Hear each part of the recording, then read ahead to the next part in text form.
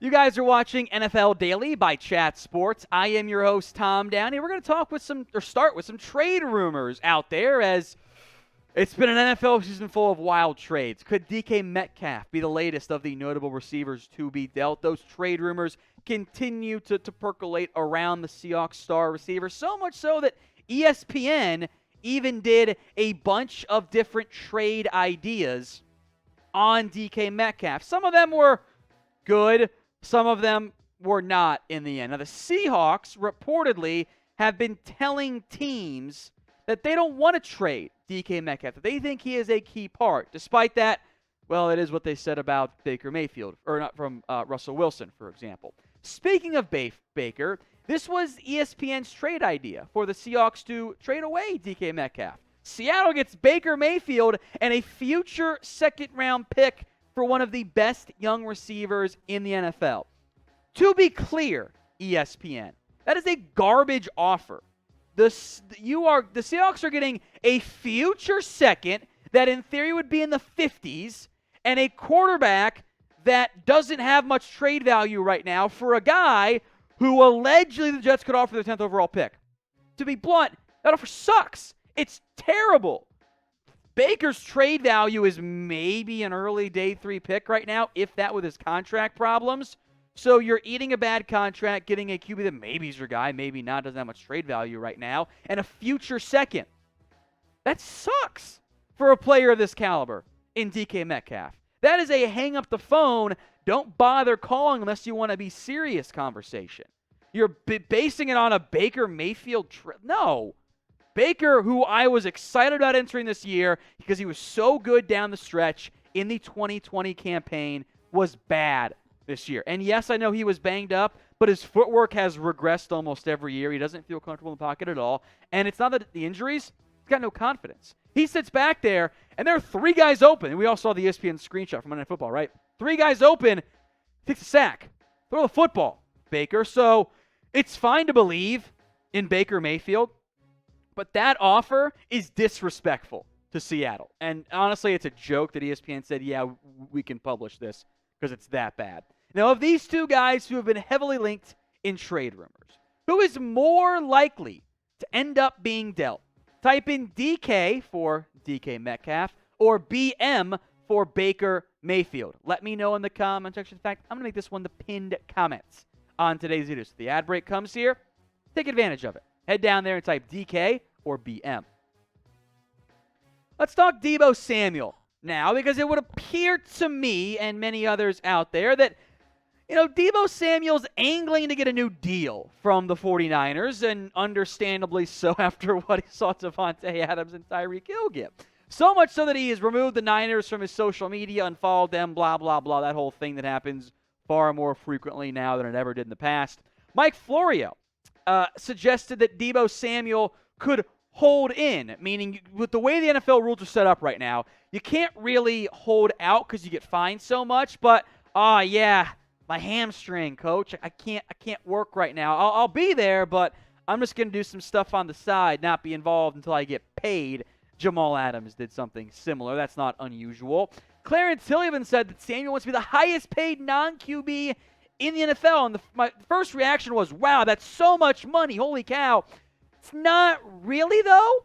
You think non-QB, you're thinking, wow, he's going to be so highly paid. And he is, but the highest paid non-QB is a receiver. So really, Deebo wants to be the highest paid receiver in the NFL, which actually makes a lot of sense, given the way the markets typically work. Now, $30 million or more is a lot of money, and I understand the sticker shock behind it. Could you get Deebo to agree to $25 million?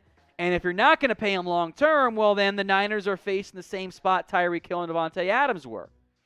You'd rather trade the guy and get premium assets than just kind of let him leave.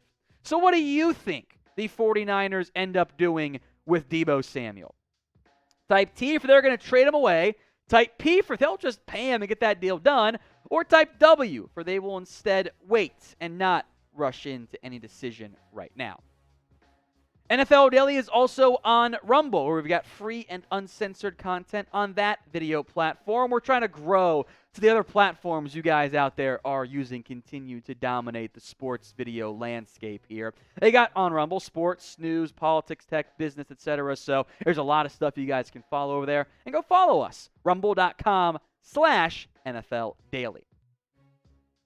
More trade rumors here, this time around the NFL draft. Could the Saints trade up for a QB? Jordan Schultz says the Saints are high on both Kenny Pickett and Malik Willis, and with 2 first-round picks after their Eagles trade, the trade with the Eagles, I should say, that they made, well, they could get aggressive to go get a QB. And this is not the first I've heard of people around the NFL wondering, what are they planning with those picks? Are they going to go receiver, left tackle? Are they going to make another move up to acquire a premium player at one spot? Or do they want to go get a franchise QB in a class that, in general, isn't all that great? Now, Pickett has been viewed as having the higher floor to an extent. He's a pretty accurate football player. He does get a bit angsty under pressure. Skittish is a good term there for that. His production was awesome. When the first read is there, when things are on schedule, it's really good. He's able to make plays out of structure as well. He's generally viewed as a bit of a higher floor prospect, especially compared to Malik Willis, who has all of the upside you could ever want. He's got this cannon for an arm. Despite being undersized, he's a special athlete. The problem is he's not a consistent winner at all right now from within the pocket. The offense did not go over the middle, period, when he dropped back to pass, and his last 4 games were objectively bad from that standpoint. So the logic behind the Saints moving up is not unique to any one report. That's been out there plenty. I don't know what they're planning, and that's what makes it so interesting, because now they've got draft capital. Are they going all in with Winston, or do they want to go find a QB in a not-so-good class? So what do you guys think? Will the Saints trade up for a QB this year? Y for yes, or N for no? Let me know what you guys think in the comments section. While you're down there, make sure you're subscribed. The 2022 NFL Draft will be live here on Chat Sports. Every round, every pick, every player actually broken down, unlike some of those other outlets that don't believe in, covering every pick since they're going to interview coaches on day 3 like a bunch of losers. We don't do that at Chat Sports. This will be the best draft coverage you'll find. So if you haven't already, subscribe. YouTube.com/ChatSportsTV. Jalen Reagor trade rumors to the delight of Philadelphia Eagles fans are here, as there was a report from Jeff Mosher that the Eagles are getting trade calls on Jalen Reagor. Let me tell you what this really means. The Eagles would love to trade Reagor, and they were just taking all calls in the hopes that maybe someone will offer them something. Because to be blunt, and Eagles fans know this, Reagor's bad. He has been a bad football player through 2 years. Drops, I believe more drops than touchdowns. Yikes. And, of course, he will never live down being taken over. The Eagles won't live down taking Reagor over Justin Jefferson. So, in general, when you see the reports of team is getting trade calls on player, what it really means is the team is letting that information leak out in order to get an offer for player. Sometimes it works. Sometimes and more often than not, it doesn't work, and they end up keeping the player or cutting him or whatever because there's just not a market for a receiver who has not even hit 700 yards through 28 games. That's bad. Now, maybe Reagor does get dealt. Maybe a team says, you know what, we like him coming out of TCU. We'll give you a 7th-round pick for him, give him a trial year. So drop a name or names, if you want to be an overachiever here, in the comments section. Who do you believe ends up getting traded this year in the NFL? We will go back now to the NFL draft. Could Travon Walker go number 1 overall? And imagine asking someone this, when the season immediately ended. Peter Schrager says the Jags could take Walker at number 1 overall, with the argument being Trent Baalke, their GM, who's bad, likes to take the athlete over the productive player, which in this scenario would be Aiden Hutchinson. Now, Walker has been a huge pre-draft riser, and I understand some of the hype around him in general, not as top-heavy class as even, say, last year's. We'll spend some more time on this and why I think it's dumb, but grade the hypothetical pick of Travon Walker, number 1, to the Jags. A, B, C, D, or F? Let me know right now in the comments section. Now, we mentioned the productivity, right? And unquestionably, from a film standpoint, Aiden Hutchinson is a better player than Travon Walker. Hutchinson is a round 1 grade. Walker is kind of my round 1, round 2 cheater grade.